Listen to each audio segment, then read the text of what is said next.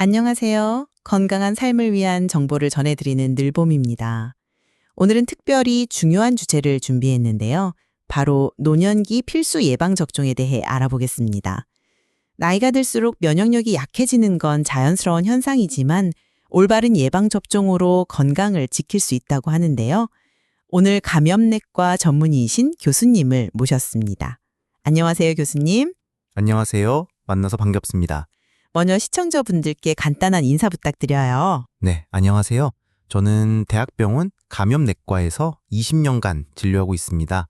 특히 노년층의 감염 예방과 백신 접종에 대해 연구하고 있습니다. 매일 어르신들을 진료하면서 예방접종의 중요성을 절실히 느끼고 있어요.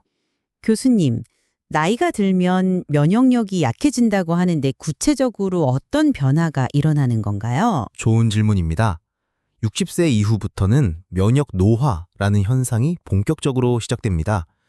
우리 몸의 면역세포인 T세포와 B세포의 기능이 점차 떨어지고 새로운 병원균에 대한 반응 속도도 느려집니다.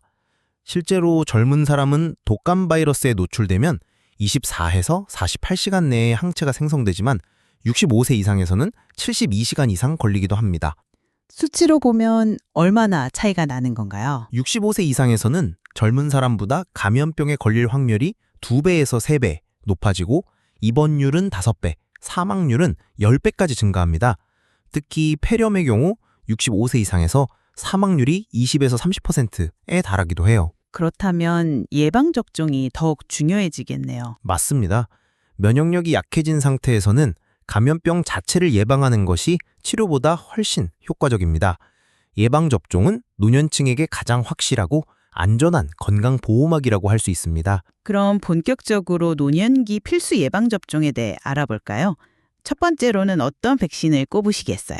첫 번째는 단연 독감 백신입니다. 매년 9에서 11월에 접종해야 하는데요. 65세는 무료 접종 대상이기도 합니다. 독감은 단순한 감기가 아니라 심각한 합병증을 일으킬 수 있는 질병입니다. 독감 백신의 효과는 어느 정도인가요? 노년층에서 독감 백신의 예방 효과는 약 40에서 60% 정도입니다. 젊은 사람보단 낮지만 설령 독감에 걸리더라도 증상이 훨씬 가볍고 입원율을 70% 이상 줄여줍니다. 특히 심장병, 당뇨병 같은 만성질환이 있는 분들에게는 생명을 구하는 백신이라고 할 수 있어요. 매년 맞아야 하는 이유가 있나요? 독감 바이러스는 매년 변이가 일어나고 우리 몸의 항체도 시간이 지나면서 감소합니다. 그래서 매년 새로운 백신을 접종해야 하는 거죠. 작년에 맞았다고 올해 효과가 지속되는 것은 아닙니다. 실제 환자 사례를 들어주실 수 있나요? 작년 겨울에 72세 남성분이 응급실로 오셨어요. 독감 백신을 맞지 않으셨는데 독감에 걸린 후 폐렴으로 진행되어 중환자실에 입원하게 되었습니다.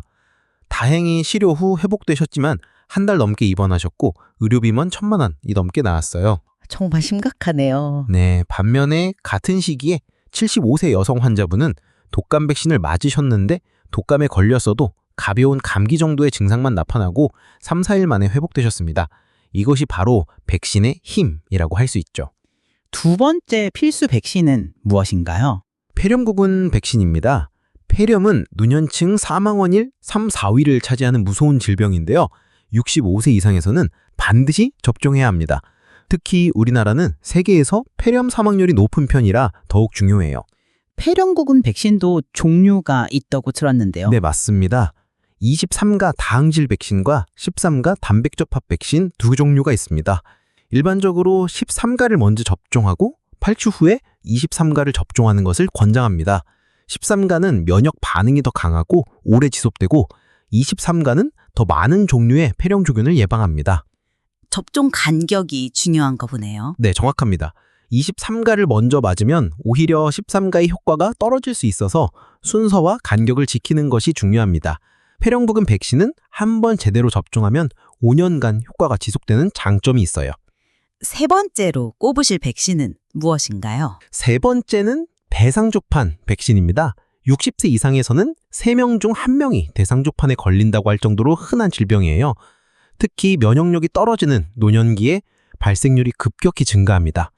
대상조판이 그렇게 심각한 질병인가요? 많은 분들이 단순한 피부질환으로 생각하시는데 실제로는 극심한 통증을 동반합니다. 환자분들이 칼로 찌르는 것 같다, 전기에 감전되는 것 같다, 살을 뜯어내는 것 같다고 표현할 정도죠. 더 심각한 것은 대상접환 후 신경통인데 몇 달에서 몇 년간 지속되는 만성 통증으로 일상생활이 불가능해집니다. 백신 효과는 어떤가요? 현재 사용되는 제조합 대상접환 백신은 예방 효과가 90% 이상으로 매우 뛰어납니다. 2개월간 2회 접종하면 되고 50세 이상에서 접종 가능합니다. 가격이 30에서 40만 원 정도로 다소 비싸지만 투자할 만한 가치가 충분합니다. 대상접한 환자 사례도 들려주실 수 있나요? 68세 남성분이 등과 옆구리에 발진이 생겨서 오셨는데 처음엔 단순 습진인 줄 알고 연고만 발랐다고 하세요. 그런데 3일 후부터 극심한 통증이 시작되어 밤에 잠을 못 잘 정도였답니다. 대상접환으로 진단받고 치료했지만 6개월이 지난 지금도 신경통으로 고생하고 계세요. 정말 고통스러우시겠어요. 네, 이번에 하신 말씀이 기억나는데 백신이 비싸다고 미뤘는데 지금 생각하니 그때 맞았어야 했다. 이 통증에 비하면 백신비는 정말 아무것도 아니다 라고 하시더라고요. 실제로 대상접환 치료비와 장기간의 통증 관리비를 생각하면 백신이 훨씬 경제적입니다. 이 외에도 노년층에게 권장되는 백신들이 더 있나요? 네, 몇 가지 더 있습니다. 먼저 백일의 백신인데요.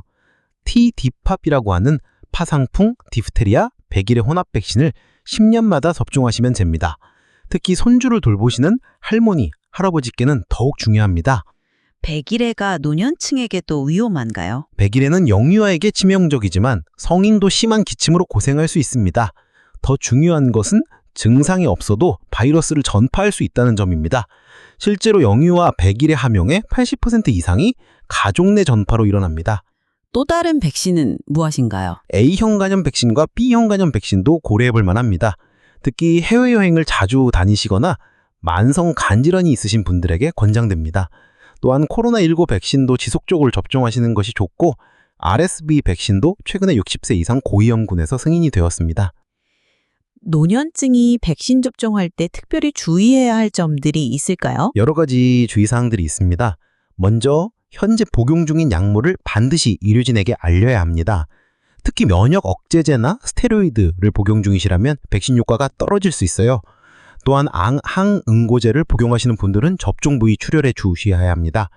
만성 질환이 있어도 백신 접종이 가능한가요? 오히려 만성 질환이 있을수록 백신이 더 중요합니다. 당뇨병, 심장병, 신장병, COPD 환자분들은 감염병에 더 취약하거든요. 다만 질병이 급성기에 있거나 38도 이상 열이 날 때는 접종을 미루는 것이 좋습니다. 여러 백신을 동시에 맞아도 괜찮을까요? 네, 대부분의 백신은 동시 접종이 가능합니다. 다만 접종 부위를 다르게 하고 생백신의 경우에는 간격을 둬야 할 수 있어서 의료진과 상담 후에 접종 계획을 세우는 것이 적극 권장합니다. 접종 후에는 충분한 수분 섭취와 휴식을 취하시고 이상 반응이 있으면 즉시 의료진에게 연락하세요.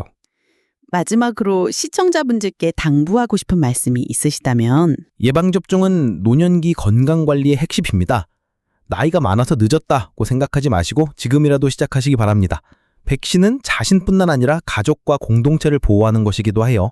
접종 후에는 충분한 수분 섭취와 휴식을 취하시고 이상 반응이 있으면 즉시 의료진에게 연락하세요. 정말 유용한 정보였습니다. 혹시 더 자세한 정보는 어디서 확인할 수 있을까요? 질병관리청 홈페이지에 성인 예방접종 섹션이나 가까운 보건소에서 성인 예방접종 일정표를 확인하실 수 있습니다. 또한 주치의와 상담하셔서 개인별 맞춤 접종 계획을 세우시는 것을 적극 권장합니다. 네, 감사합니다.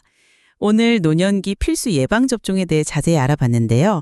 독감 백신, 폐렴구금 백신, 대상접환 백신은 꼭 기억해 주시고요. 실제 환자 사례를 통해서도 예방접종의 중요성을 다시 한번 확인할 수 있었습니다. 건강한 노년을 위해 예방접종 미루지 마세요. 구독과 좋아요도 잊지 마시고 다음 시간에 또 만나요. 감사합니다.